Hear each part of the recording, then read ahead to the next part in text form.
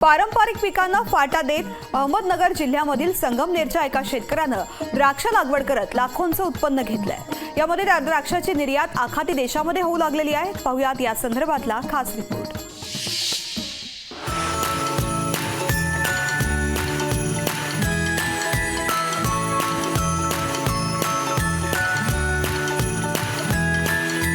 बाजारातून घेतलेली द्राक्ष कधी गोड तर कधी आंबट असतात, मात्र जी चव आंबट द्राक्षांना लागते ती काही औरच असते।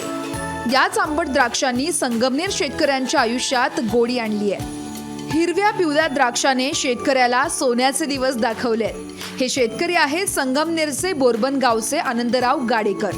यांनी 6 एकर क्षेत्रावरती द्राक्षाची लागवड केली आहे। आता ही द्राक्ष दुबई, कुवेत आणि सौदी अरेबिया या आखाती देशात निर्यात होऊ लागली आहे।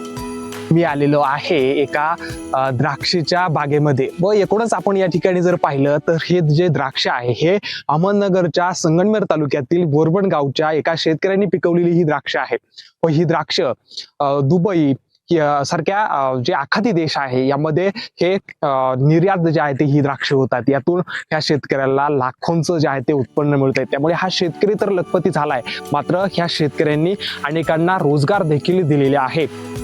द्राक्ष परदेशात जात असल्यानं शेतकऱ्याला परकीय चलनही मिळू लागले।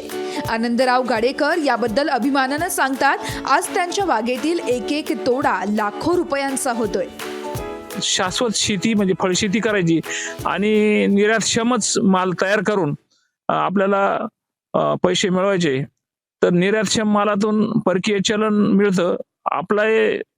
आपल्यालाही चांगला शेतीला हातभार मिळतो आणि देशालाही परकीय चलन मिळाल्यामुळं एकंदरीत सगळं आर्थिक सुबत्ता चांगली असते। बागेत उत्तम आणि आधुनिक पद्धतीनं त्यांनी व्यवस्थापन केलंय। पूर्ण बागेला सीसीटीव्ही कॅमेरा आहेत। मशागत, फवारणी आणि तोडणीसाठी ते आधुनिक यंत्रांचा वापर करतात। यातून स्थानिक 25 मजुरांना रोजगार देखील मिळालाय। तर निर्यातीसाठीचं पॅकिंगही गाडेकर हे त्यांच्याच बागेत करतात। यामुळे चांगला नफा होतो। त्यांचं कुटुंबीय देखील त्यांना मदत करत असतात। दरवर्षी आम्ही द्राक्ष निर्यात करत असतो दुबईसाठी। दरवर्षी आमची तयारी असते त्या पद्धतीने। किती लेबर इथे काम करत असतात रोजचे? आता हे 25 लेबर आता पॅकिंगसाठी आहे, तर 25 लेबर लागतात असं। आणि वर्षभर आपल्याकडे 15 एक लेबर असतात डेली।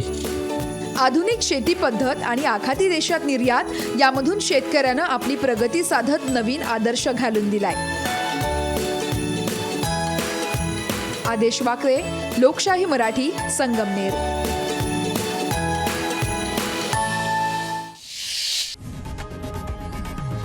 लोकशाही मराठी ऐका, पहा, जागरूक रहा।